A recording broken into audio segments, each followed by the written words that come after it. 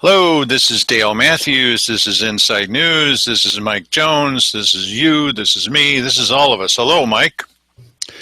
Hello, Dale. That was quite an introduction there. I'm every once in a while having to steal a glance over to the side because more monitor problems. But one thing I'm glad about, I was glad about yesterday, not today, is it was the monitor, not the CPU. Today it seems to be also the CPU. But we will work that out, whatever a CPU is. We will look that up in Google, and then we will do the appropriate thing. There's a bing in the background on your side. Yeah, well, it sounded like one. Anyway, so tonight we haven't heard this. We haven't heard what's on KAJO with these commissioners from this point forward, from a point sometime yesterday too. So it's as much a surprise as it is to you, except maybe not so much of a surprise after all, you know, when you think about it. But Mike's going to start playing stuff back, and then when I can't take it anymore, I'm going to say something, and then we're going to talk about it. Okay. Go ahead, Mike. Commissioners on KAJO. Continued. Jobs, 60 to 70% of jobs are provided by small businesses. And so when we have someone that's going to be focusing on helping the current businesses develop and expand, or keeping our young people here as entrepreneurs that want to start a business here, is going to do a lot to stimulate the economy in our community. In spite of it, our economy has been growing. There's been like 800 new jobs, I believe, this last year. So that's not in any small measure when you're talking about a community that fell really hard during the Speaking of measure, where is she getting those numbers? And how many of those numbers? Yeah, how many of those numbers are from the marijuana business, which is the booming business at the moment, whether you like it or not, whether I want to smoke any or not, I don't. That's accounting for more economic growth than anything else in our entire area. But where is she getting these numbers? Yeah, I don't know. I mean, I would assume, of course, Cheryl citing anything, that's a hit or miss. It could be, you know, she might be just lying about the paper that she appears to be reading. But right. Or it could be a deal like we're going to create 412 family wage jobs from putting 2 ramps in a state park. Right. No, I just want to know where she's pulling this stuff from, because it could be, I don't know. I mean, do they keep track of, how is it? And who keeps track? Yeah. I mean, if I have a little business and I hire 3 people. Do you report it to somebody? Well, of course you would, because, you know, you're paying taxes on these people. But I wonder if that's where she's getting her numbers from, the state's revenue, rolls, or where is this coming from, or is she just telling us something that she wants us to hear? And honestly, Cheryl's record of quoting from the state is dismal on anything. Anyway, yeah, it's not that big a deal. I was just wondering about that. Anyway. Yeah, me too. Session. So I think that we're on the upward trend. I think we're going to have this person in place as of June 1st, and that's going to be very helpful to us. The county, we've also, as a board, we've worked with our department heads to streamline our departments. A lot of that has to do with technology. We've embraced that. We've made that a priority and a goal. And our IT department... No. What are you talking about? They have not streamlined departments through technology. What, are you kidding me? I'm sitting there at all these meetings. There's no streamlining through technology. Look, the only thing that I've seen where there's less physical presence because of technology is this disastrous way that the IT department is handling the weekly business sessions. They no longer have anybody in the little back room there. They now have them sitting over in their office eating a sandwich and not paying attention to what's on the screen. But they didn't say goodbye to anybody. They just have their feet up, or they're walking around the room, or they're off in the restroom when the meeting is happening. Where else are we using technology? Well, who would know, right? But where else could we use technology? In the HR department? Are you kidding? These guys are hiring people right and left. Are we using technology in the clerk's office? Nice people, but they haven't put aside anybody. Over down in Lisa Shipley's office in the Veterans Service office? No. There's no technology that's being used to streamline offices. This is a joke. The last time they did a big technology push to try to streamline things was when they spent $600,000 on one piece of software that didn't work and was not cooperating with any of the other software. And they finally had to write the whole thing off, and that was in the assessor's office. I know of nobody that's putting people off, that's saying goodbye to people, just end of sentence there. But in addition to that, doing it because of technology, this is, well, is it a lie? Yeah. Yeah, she might be just trying to, fluff up her resume a little bit there. But in any event, these are minor things. Let's move on to more. Okay. It also increases our efficiency, and we're going to be using a voice over internet protocol system for our telephones, which will save us thousands of dollars on that system. Oh, whoa. That I can jump in on, because I know darn well that if they're contemplating replacement of their phone system, that is going to cost them many thousands of dollars. But think of all the people they can now lay off because they're using VoIP technology, Mike. Yeah, that doesn't fly. That's ridiculous. I haven't heard a rash of issues with calls getting through to county offices. So there may well be somebody in IT who's jazzed about the idea of updating this so that they can be working with the latest technology or something. But that costs a lot of money, and unless there was some dire need for it, yeah. The other thing that I suppose could save money, because generally speaking, listen, ever since I moved here, which is like 12 years ago, I've paid one fee to the phone company for unlimited long distance within the United States. Me too. And now, if you want to, you can, if you're really in the need to save money on your phone, there are apps, and there are apps on the computer to use a Google Voice phone number, and you can make calls within the U.S. and Canada, I believe it is, for nothing. Yeah, but these guys aren't calling Canada. Look, the real challenge here is, I think that most of us have heard of subduction zones and the Cascadia earthquake event, which is overdue in our area. And if there's an emergency, what's the first thing that's going to happen to the internet? Oh yeah, it's gonna be down. So our entire telephone system, they're thinking of moving over to the internet. Yeah, well, yeah, I don't think that's necessarily a bad thing. Well, I don't know that infrastructure is any more or less fragile than the phone system that we have up. I mean, they found in the past, in California especially, where we're both from, that during big earthquake events, that it seems these days that the only phones that have a prayer of working are the old plug-in into the wall kind, that that don't depend on connecting with towers on the top, teeter-totter towers on the top of the Tetons? No. You know what I mean. I mean, I do. Well, I do, but that's not a power issue. And maybe some of those towers would be down. I would think that cell phone and antenna towers would be a lot more resilient in the case of something like that, because the more flexible something is. Well, if they were made out of bamboo like they do in Indonesia, yes. Yeah. I don't know what is more, but I don't know that the internet would, the internet probably requires power in certain locations. So maybe that is, less. Well,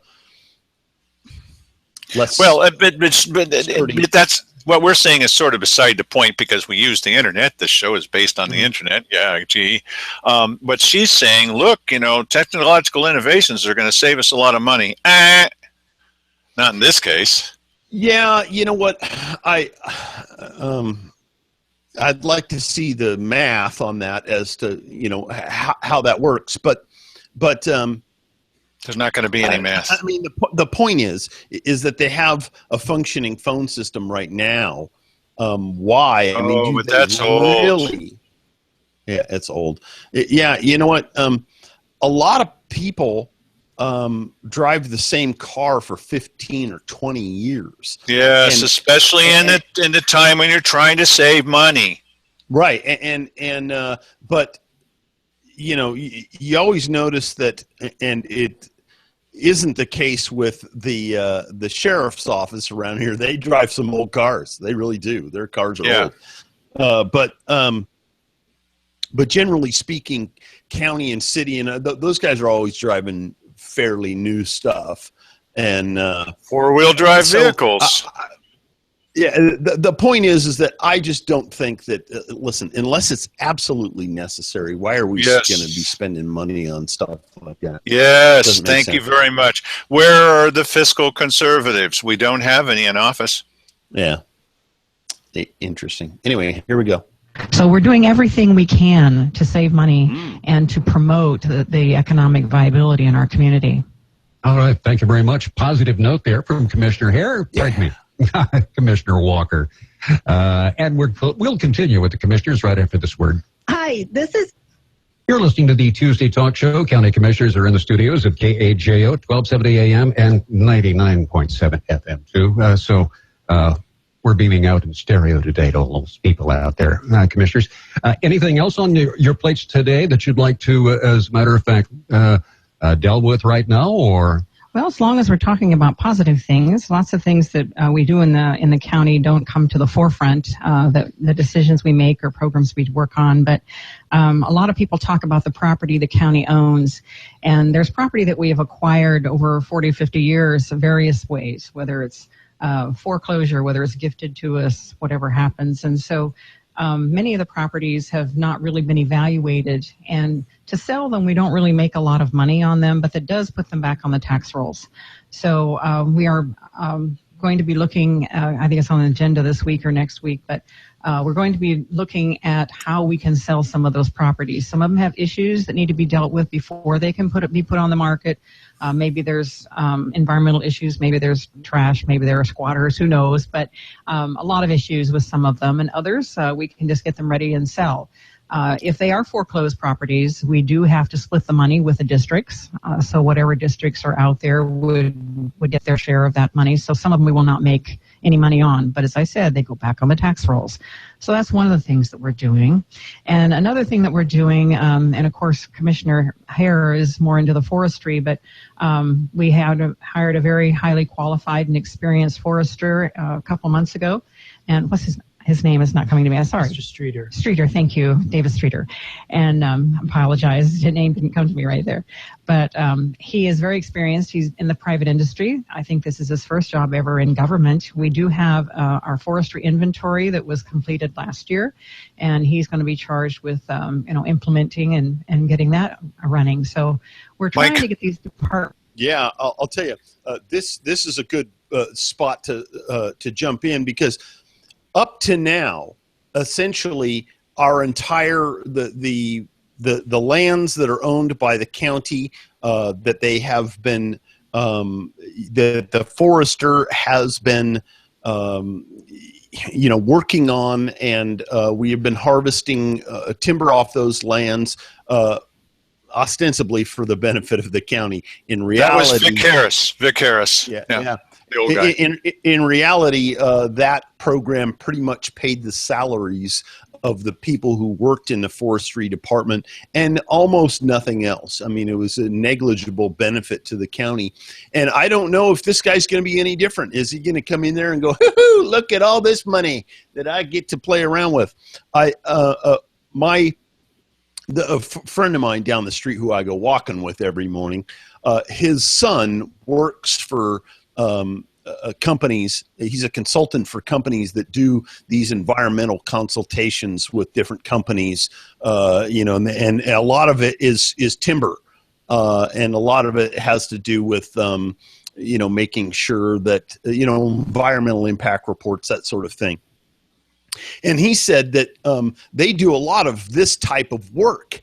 And he said there is no reason that you have to have a full-time staff in this vein. You have people go in there, do the assessments, report that to the county. The timber sale, all of that is not executed by the county. They're not walking out there with chainsaws and cutting trees down.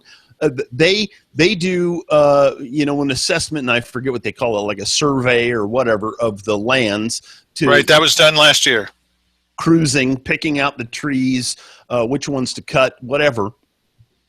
And then, but our forester makes somewhere in the neighborhood of $100,000 a year, and his secretary makes like 60, and there are several other people in there that are making $70,000-$80,000 a year in the forestry department of the county. So why is that? I mean, why should we have this department when we can have a private contractor come in, do all of that work? I don't know what it would cost every year, but let's say it cost $100,000.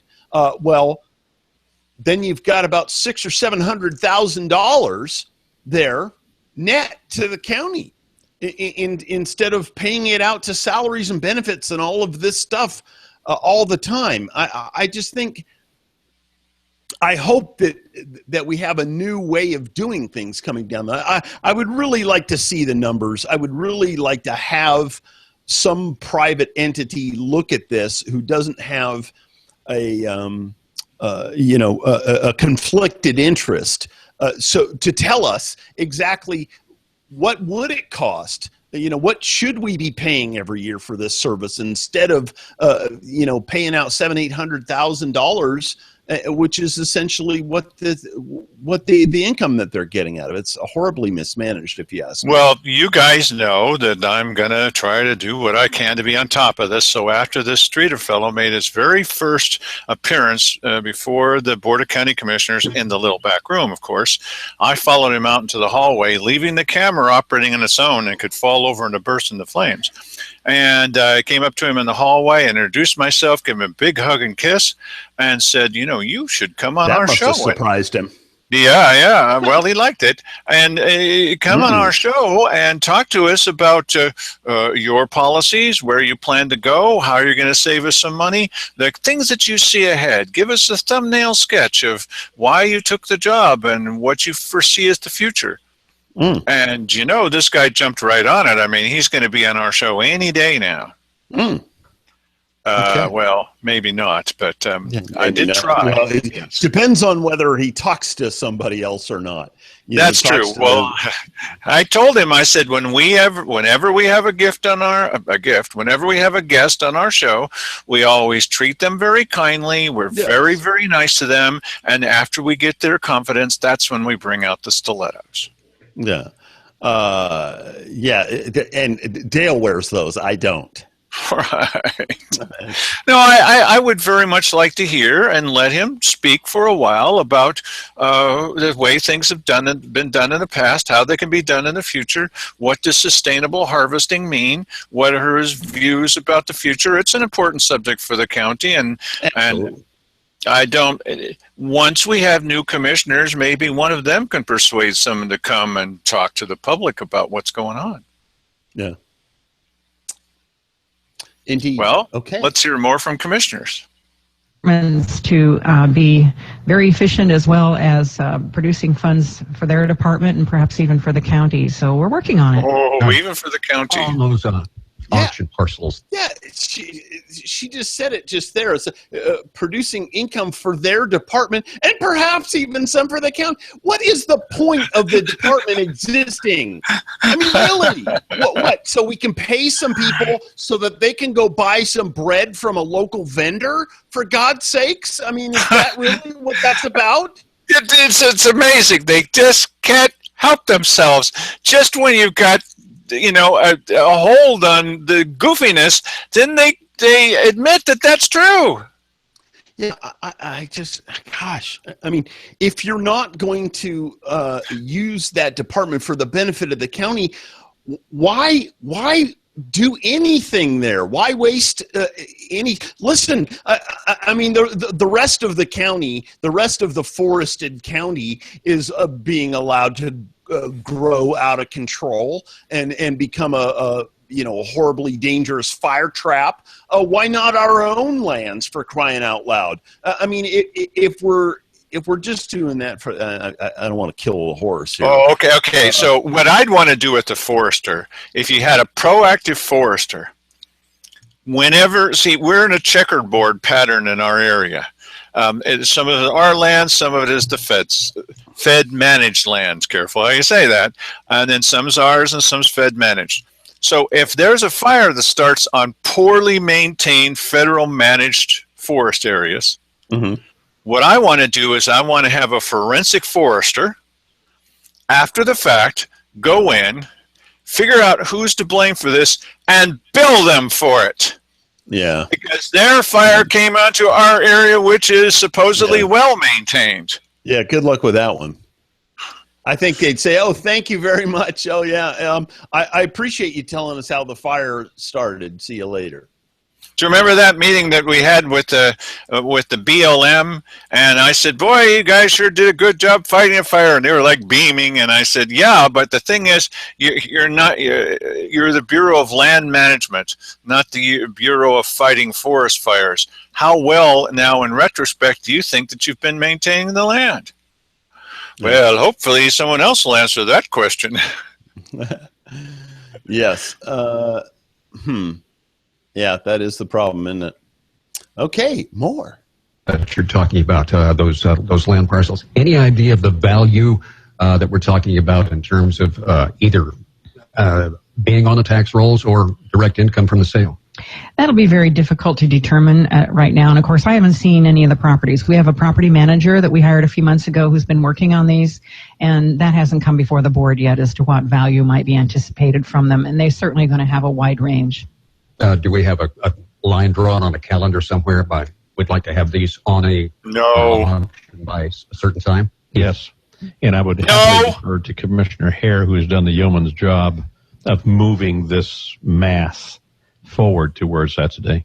It's almost as though we're kind of not necessarily making up this process because it's outlined very clear in statute, but we haven't done one of these in about 15 years. So to just resurrect the process and go forward, we're establishing some of those processes right now of determining value. Mm-hmm. What was it that Keith said to that question? Do you have a timeline? What did he say? He said yes. And what is Simon Hare now saying? Well, he's saying that we're having to resurrect the process here. I would assume Keith will say yes to look good at any day of the week and twice on Sunday, and he's not telling the truth. No, we do not have any kind of schedule where we're going to hear about how much the property is worth. No, we don't. So, Keith, you're just lying to us again. He just does it without thinking. Lying Keith. Well, it may seem like a small thing, but he does this all the time. Well, is there progress? Yes. I haven't even asked you the question yet.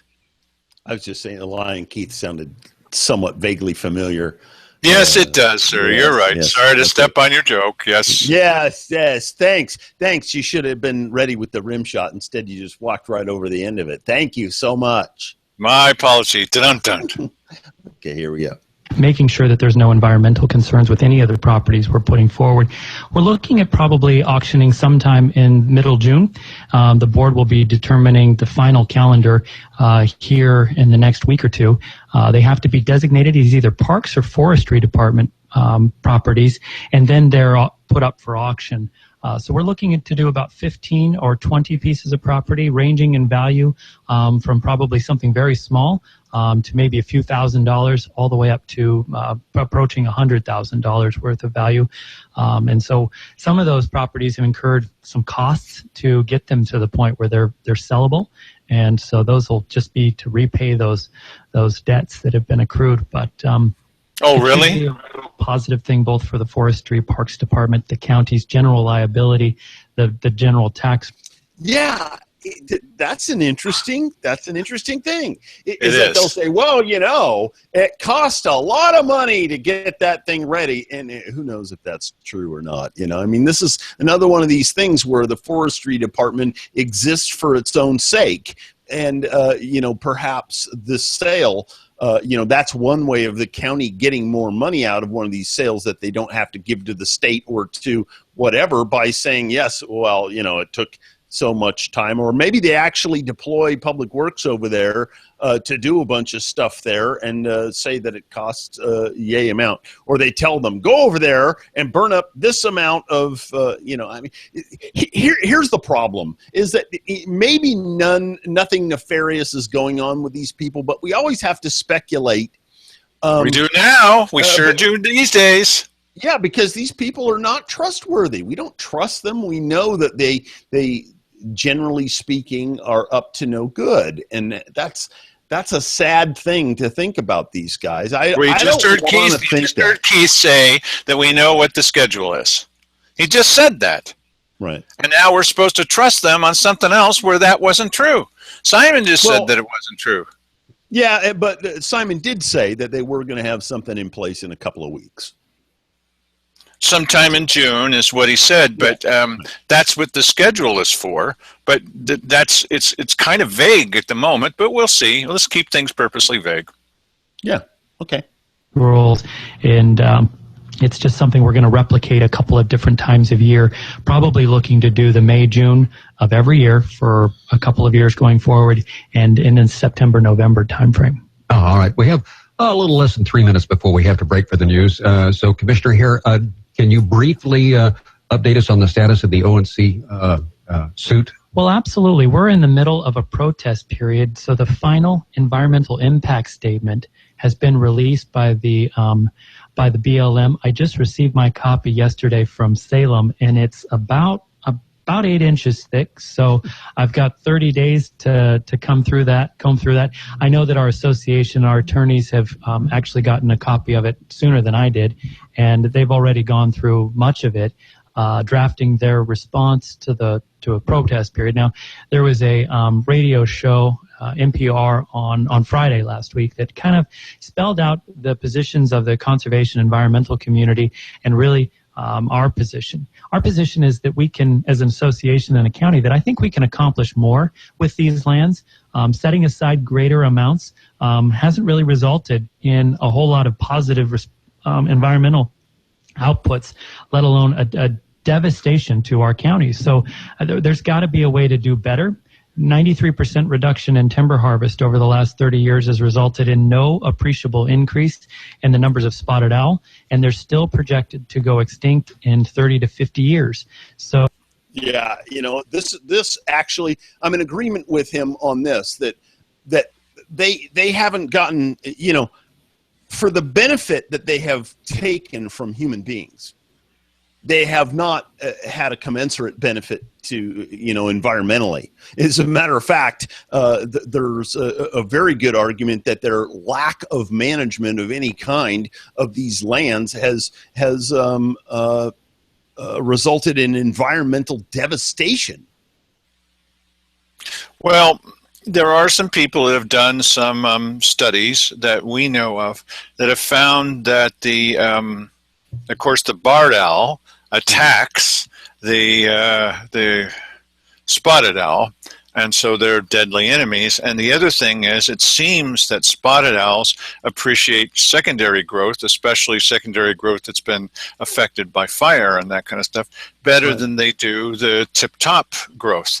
So when man gets involved in these kinds of things, sometimes sometimes there are some pretty awful consequences. Now, the American bison was getting pretty close to the end there for a while, and so we stepped in. That was craziness that went on during the 1800s, and they did fairly well on bringing that back into kind of a healthy herd and etc. So I'm in favor of doing things that would be beneficial, but you need to look at all the different aspects. And if you're going to kill all the barred owls to save all the spotted owls, well, that doesn't seem to make any sense. And if you're going to kill all the jobs, and let me just finish. If you're going to kill all the jobs to save the spotted owl, then that doesn't seem to make any sense. Can there be no balance?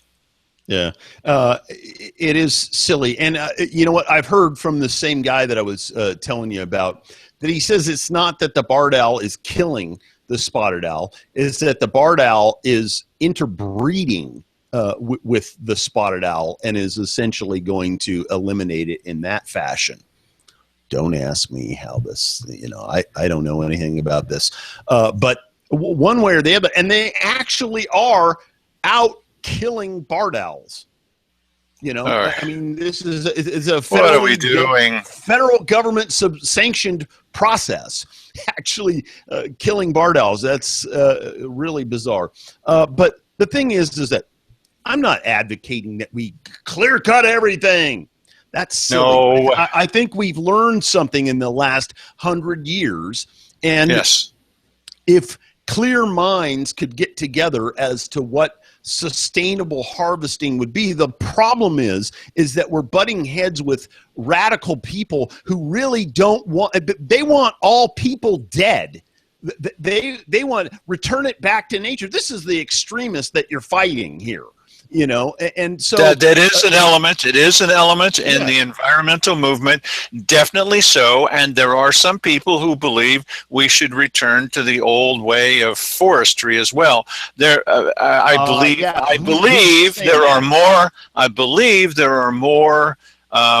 fanatics at the moment on the side in the ecological movement.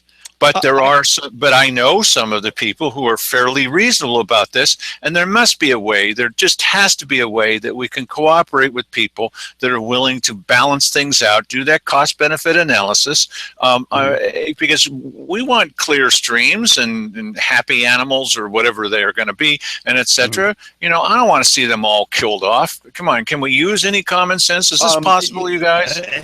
Hang on a second. Where was any of that happening? Okay, everything still exists here. So I think it's pretty clear that didn't happen here.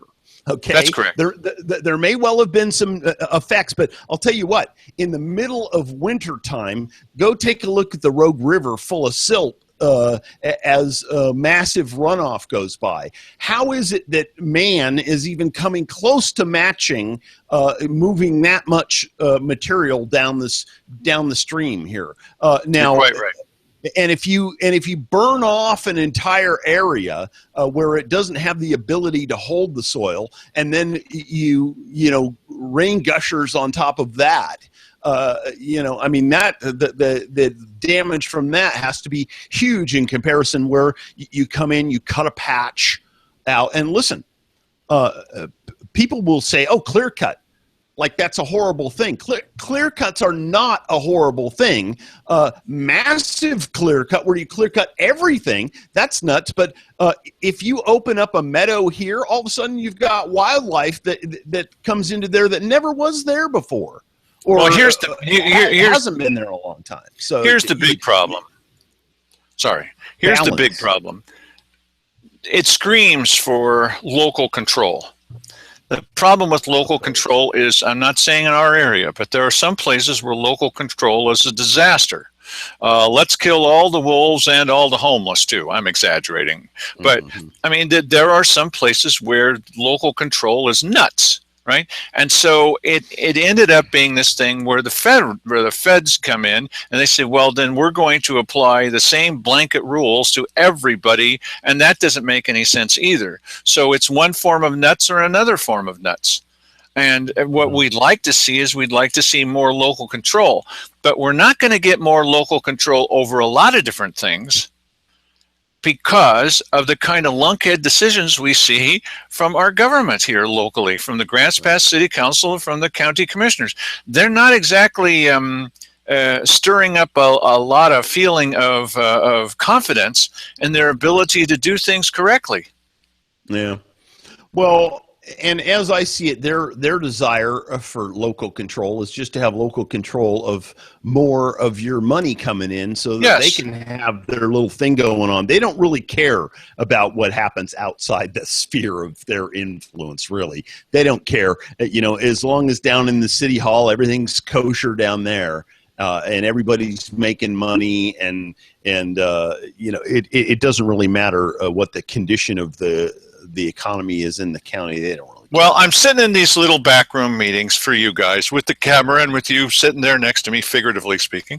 And one of the big issues is, what are we going to do about marijuana? Sorry to bring it up again, but it is an issue.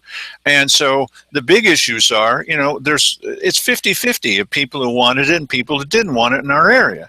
And there's smell, and then there's the right to farm, and then there's let's treat everybody the same, and then let's treat people differently. These are the real issues. But the commissioners keep coming back, well, how much money is this going to mean for county taxes? What about the county taxes? Why don't we encourage the people who are growing these to voluntarily pay taxes and come up with a task force of how much taxes they're going to pay? They're not going to do that. No, that's crazy. So what I'm saying is stupid to do that, as a matter of fact. There are real issues. They're not interested in talking about the real issues. They've got one thing on their mind. I'm sitting there and I can see it. Money. Where's the tax money? How can we get more tax money? We will need more tax money. And because you're doing what? Because we're providing them with a service? They're not providing with a service. They're in the way. Get out of the way. I personally think that they blew it on the marijuana taxing thing. They should have already passed the saying that we're going to take our 3% within the county, because I'll tell you what, the state is going to apply the 20%. Yep. And they're going to do that whether you take your 3% or not. But you saw what changed it. It was what's remarkable about our area is, whenever you think something is getting really difficult and it's too difficult to explain or to understand, these guys come up with something that makes it so black and white, it's super simple to figure out. There they were in the middle of this meeting, and you've seen the videotape, and they were hell set for leather. They were going to do this, buddy. And then one person got up and said, you can't pass this. Everybody remember who that was? Yeah, it was Pat Fahey. Pat Fahey. And he says, if you pass this, then this, whichever levy it was, this levy is not going to pass.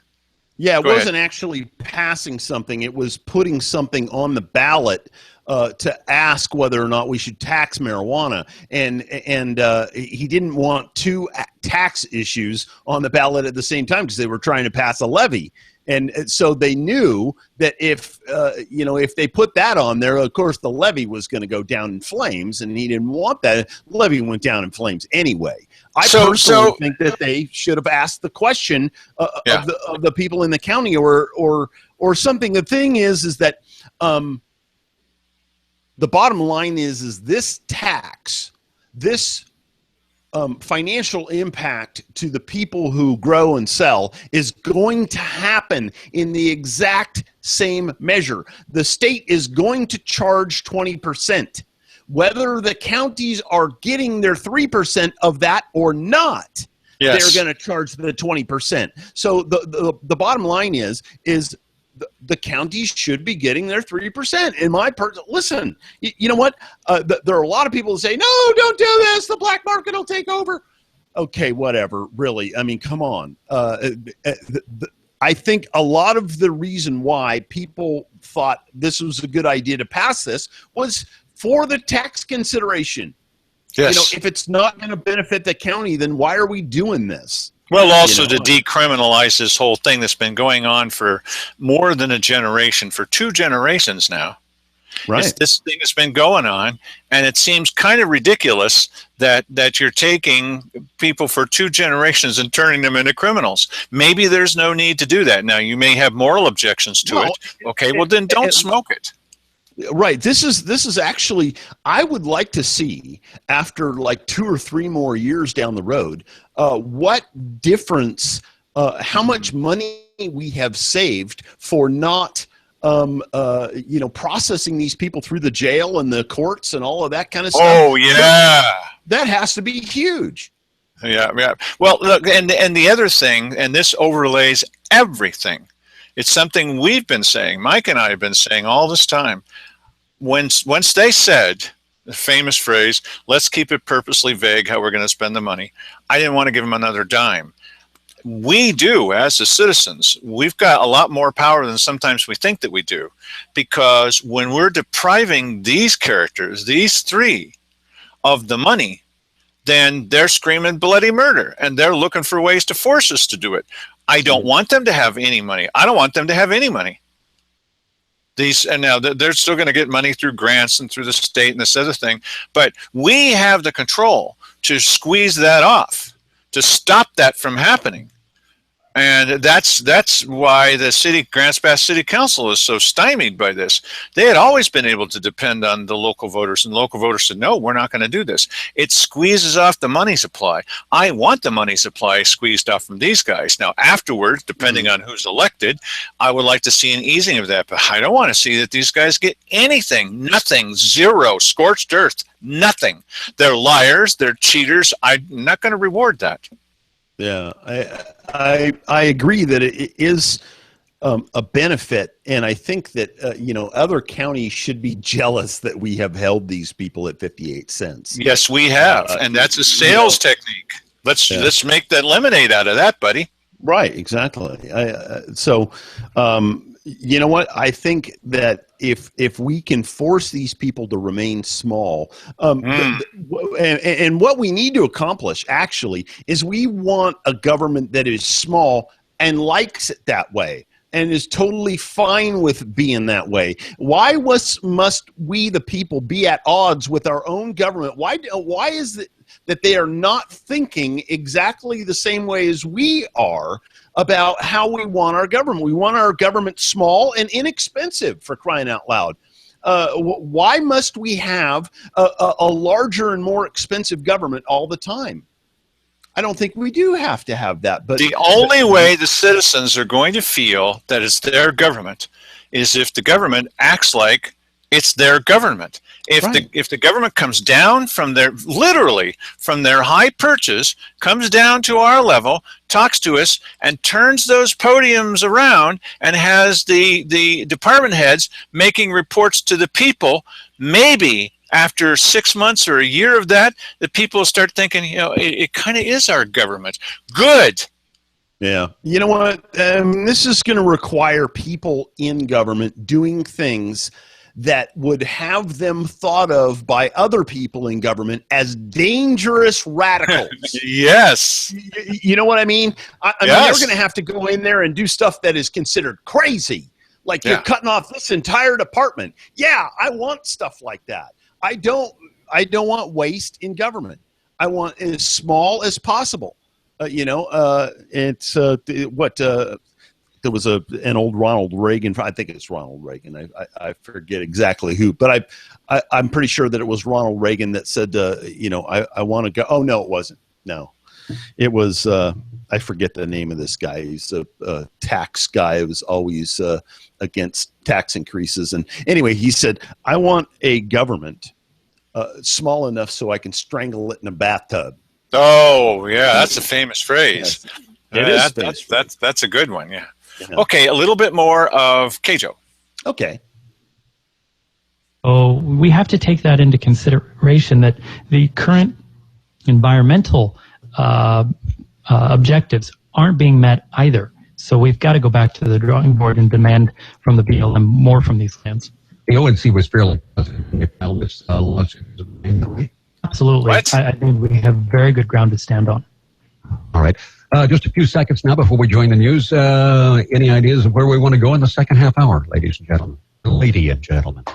I just want to remind people, ballots go out tomorrow. And last week they got their voters pamphlets. So please read your voters pamphlet. Check into candidates. Be sure when you get your ballot to mark it and return it in time for the election. All right, and that's happening. There's lots to consider in this election also. You're listening to KAJO, AM 1270 and FM 99.7 here on Tuesday. It's the Tuesday Talk Show. We'll continue after the news, and at that point, we'll invite your phone calls. The phone number will be 541-472-1270, 472-1270. That's coming up right after the news from the Associated Press. Stop. Okay. I'm going to cut for a second. That's probably all the time we have. Yeah, Grover Norquist. In 2001, I don't want to abolish government. I simply want to reduce it to the size where I can drag it into the bathroom and drown it in the bathtub. Wow. Yeah, baby. Yeah. Well, it can be much more responsive to the people. Yes. And should be. And we should be, as public servants, reporting to the people and not having the people there as Simon Harris said, the troublesome gnats in the room. Really, that kind of attitude needs to stop. And once the people, if they can be shown that this government is simply serving them, then I think more people may step forward with good ideas. It's going to need to be a compilation, a whole bunch of new, interesting ideas of ways to handle things. And the first thing we need to do is make sure that we're responsive, that the government is responsive to you and explain to you where the money came from and where it's going, and that there's an open conduit of information. I'm hoping that whoever it is, whether it's me or if it's somebody else, that we can have a nice connection between all that inside information that should be out there. It shouldn't be inside, backroom information. It should be available to the public so that you can look it over and say, oh, that's where that money, or, oh, now I understand. And those people who are highly paid should be required to explain it to us in a way that we can understand. Mm-hmm. That's their job, as I see it. But there's plenty of people who don't want that. True enough. We'll see what happens. And thank you for joining us this evening. And we're going to have many more surprises for you in the future. Well, maybe not, but at least we'll be looking at what's actually happening, and you can see it through us. We're happy to share it with you. Thank you, everybody. I'm going to look over to the side now and turn this off.